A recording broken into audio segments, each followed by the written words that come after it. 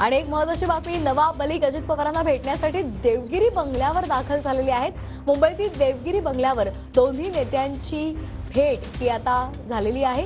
या भेटीचं कारण मात्र अद्याप गुलदस्त्यामध्ये आहे। या संदर्भात अधिक माहिती घेऊयात आमचे प्रतिनिधी निवृत्ती बाबर यांच्याकडून। निवृत्ती, नवाब मलिक आणि अजित पवार यांची भेट झालेली आहे। या भेटीमागचं कारण समजलेलं नाहीये, का अधिकची माहिती आहे?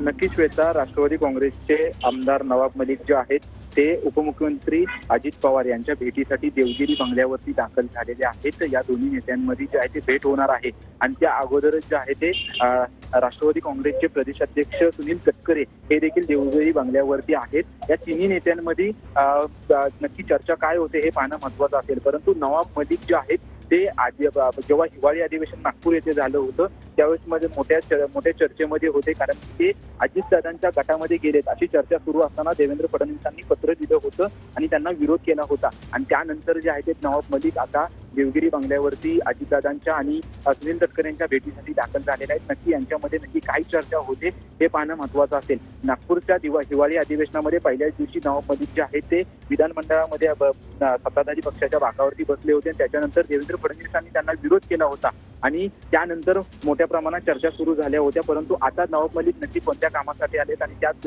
अगदी नक्कीच निवृत्ती, त्यामुळे आता या भेटीनंतर अजित पवार काय ठोस भूमिका मांडणार याकडे आता सर्वांचं लक्ष लागलेलं आहे। धन्यवाद आपण दिलेल्या या माहितीसाठी।